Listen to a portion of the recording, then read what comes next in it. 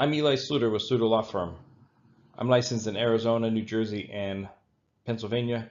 However, this information that I'm providing today is not state specific. So some of the terminology may be different, but the concepts are generally the same in almost all 50 states. Today, I want to talk about the roles that need to be filled in your estate plan. These are people that you need to name to different jobs, to wear different hats, if you will.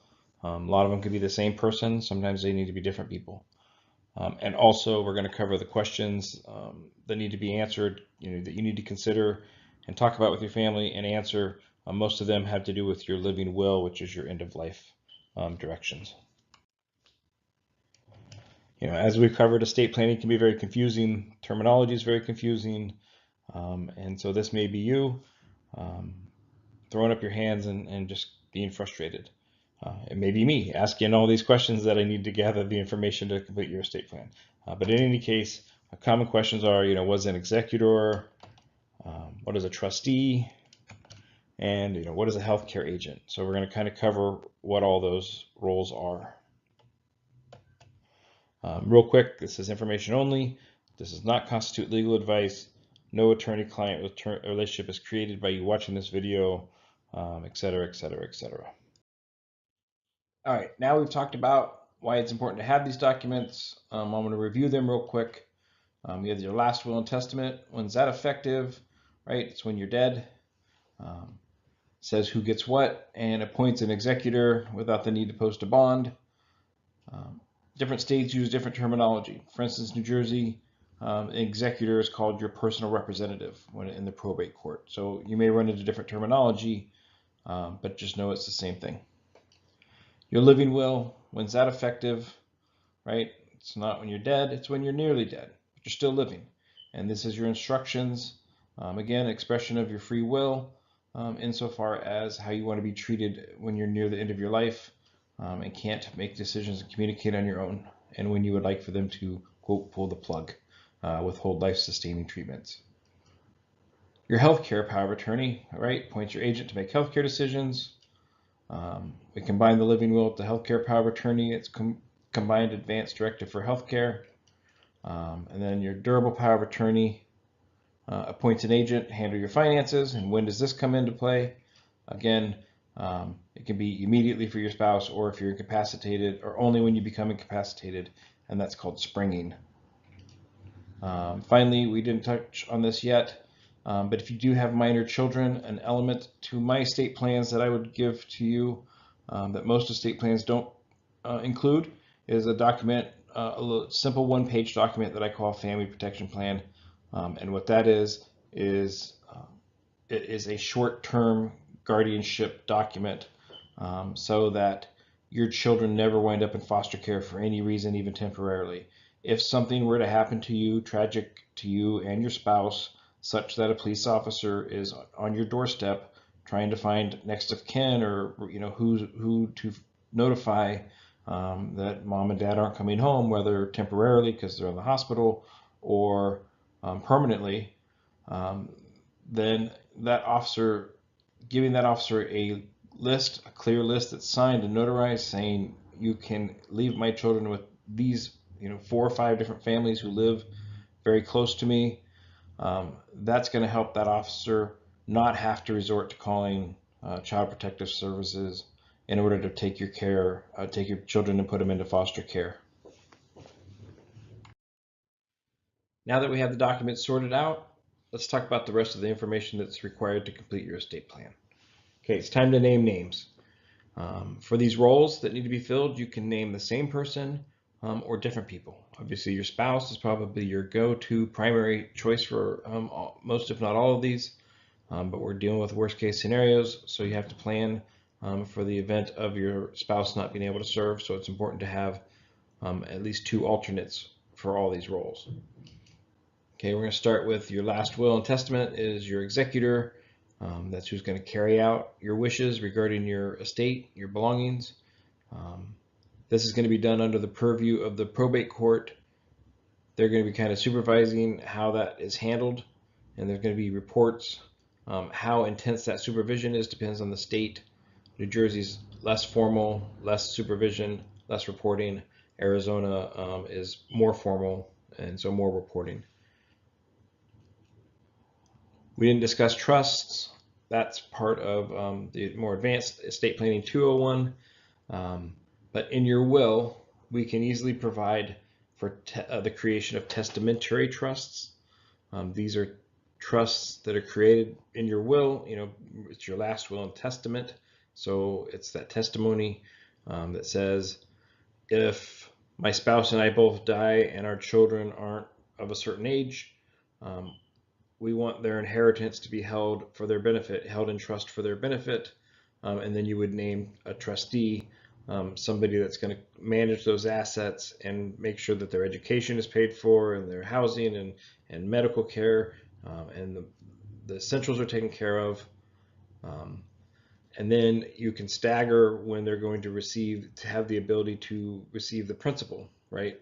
When can they take money to go skiing in Aspen, right? You don't, I'm just saying, you do not want to dump a large inheritance on a child when they're 18 or 21, as the case may be. That can be, frankly, the worst thing you could do. If you look at lottery winners, you think, oh, wow, I just inherited several $1 million or $1 million or whatever. My life is made. And then you look at them a year later and it can be very sad. So it's important to take those things into consideration. When you're naming your trust, as you can see, the testamentary trust can be for your children. It can also be a pets if you have furry children. You can set money aside for them and name somebody who's going to take those animals and provide funds for them for their food and veterinary care and things like that. When you name a trustee, you want to name somebody who's honest, right? But you should also know that the law is very strict in keeping them honest. So if they are dishonest and they take advantage of the trust, or they mishandle things or self-deal, they're going to be personally liable for that, and it can easily rise to being criminal very quickly. So they have a fiduciary duty to the beneficiaries, and if the beneficiaries think for any reason that the trustee is being dishonest, they can raise that issue, get an attorney to look at it, and even get the courts involved or whatever. So that's the trustees. In your will, you also need to name permanent guardians for your children. You can name, a married couple or two people as joint to work jointly as your guardians. But you can even say, like, so long as they're married and living together in New Jersey. If they separate, then Jane gets the children. If John and Jane decide to move to Oregon, we don't want them dragging our children along. We'd much rather that they went instead to our second option. And you can have a laundry list of who you would want to have your children permanently. We can also exclude any family member who you would not want raising your children. Let's just say Brother Pete looks great on paper, has a job, and looks like a happy marriage, but really Uncle Pete likes his cocaine and strippers and is abusive or something. You don't have to disclose that in your will or anything like that. We would do a letter that's sealed that sets forth your reasoning, and that letter would never be disclosed to Brother Pete or anybody else unless and until Brother Pete was challenging your guardianship selection and petitioning for custody of your children, right? We talked about the family protection plan, several local people to serve as short-term guardians until worst case scenario, your will can be located and the permanent guardianship can be figured out. Healthcare power of attorney, agent for healthcare, shouldn't name more than one at one time. You can name 3 people. It should be in order of priority. And you should talk to all of them to make sure they understand your wishes. Durable power of attorney, this is your agent for finances. You'll notice in the presentation, anywhere that you see the S in parentheses, that means that you can name 2 people to work at the same time, right? So you can have co-trustees, obviously co-guardians if it's a married couple, and you can have co-agents for your finances.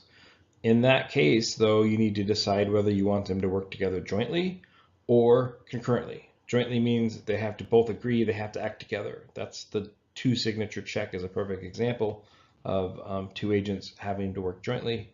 Or for convenience sake, you may want them to be able to act independently of each other. so that one can go do something if they're available, and if not, the other can go, and it just makes their life easier. Okay, we're almost done. After you name names, we have to contemplate some grown-up questions that we need answers for in order to complete your estate plan. I call this the fun stuff sarcastically because it is not fun, frankly. Right? Who gets everything in the worst case scenario? This means you have your list of beneficiaries, obviously your spouse, and then your children and grandchildren. Worst case scenario is that list, nobody on that list is alive when it's time to distribute your assets from your estate. If you don't indicate anybody in this worst case scenario, it's your heirs at law. It goes back to those intestate laws. You might want to name a family member, a favorite family member, or a family friend of the family, somebody who you would rather see get the money or your estate assets than just people you may have never even met or aren't close to. You could leave everything to a charity, and you don't have to be 100%. You can say 50% to this charity and 50% to this person. So you can spell it out however, but it's just stuff you need to think about. Maybe you have a local aid station, a volunteer aid station that came to your rescue more than once when you had to call 911, and you know they're always trying to do fundraising, so you want to leave money to them. Maybe you really like the public library in your small town, and you want to leave money to help support that public library. That could be.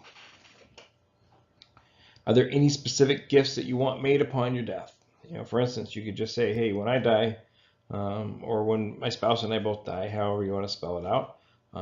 I know for sure I want 10,000 to go to, like, again, the aid station or the library or the Red Cross, or whatever a charity that you feel attached to or person. We would make sure that's spelled out and set forth. Pets. We talked about the pet trust, the testamentary trust for your pets. How much would you want to set aside for them? For their vet bills and their care. If they're really old, probably don't have to set aside very much. If you have a bunch of puppies, you might want to say, hey, I'm going to set aside some funds for them. All right, now this is the really fun stuff, right? The living will. We have to decide, when do you want life-sustaining treatment to be withheld? The first question is, do you want all measures taken no matter what? Never pull my plug, in which case your living will is really simple. Always keep me alive no matter what, no matter the cost, no matter the emotional toll on my family, just keep me alive. I don't get that answer very often, to be honest. So we have to decide if you want, in what circumstances do you want to withhold these life-sustaining treatments? Are you permanently unconscious? 2 or more doctors agree. You're unconscious, you're in a coma, and you're never going to wake up, right? If you're the incurable and irreversible and miserable, do you want them to withhold treatment? And if you're terminal, meaning you're expected to die, like I said, within 6 months or so. When you say withhold life-sustaining treatment, does that include withholding fluids, your IVs? I've had a couple people say, I want to stay hydrated. I don't want to die of thirst. That's probably where they're giving me my pain meds, so let's keep the IV going. But you can pull the feeding tube. I don't mind starving to death slowly.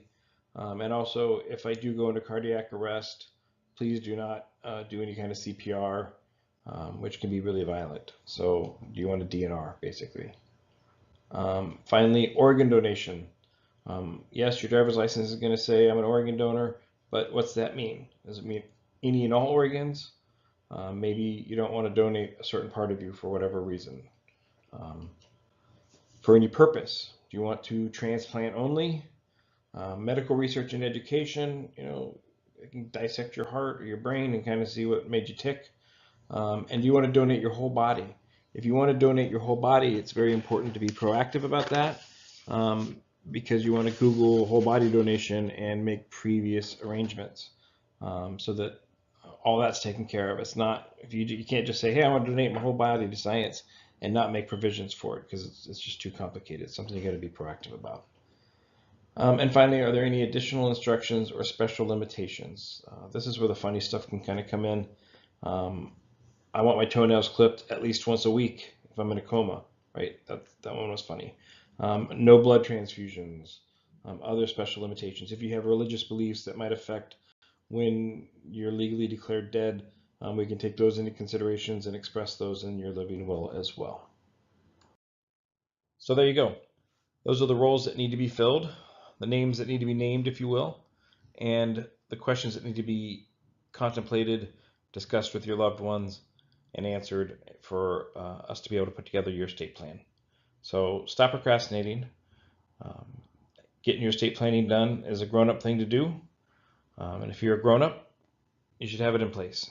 Think of it as having a toolbox in the trunk of your car.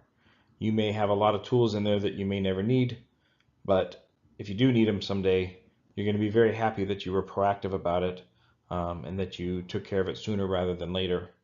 And frankly, your family is going to be very happy if they ever come to a situation where they're going to need these documents, because without them, it is a huge headache, and it can be very expensive, time consuming, and taxing on your family to have to navigate this without the documents in place. So give us a call. I can also help you with other types of things. If I can't help you, I'll find you somebody who can help you. So like I said, shoot me an email, give us a call, or go on Facebook and schedule an appointment. Thanks.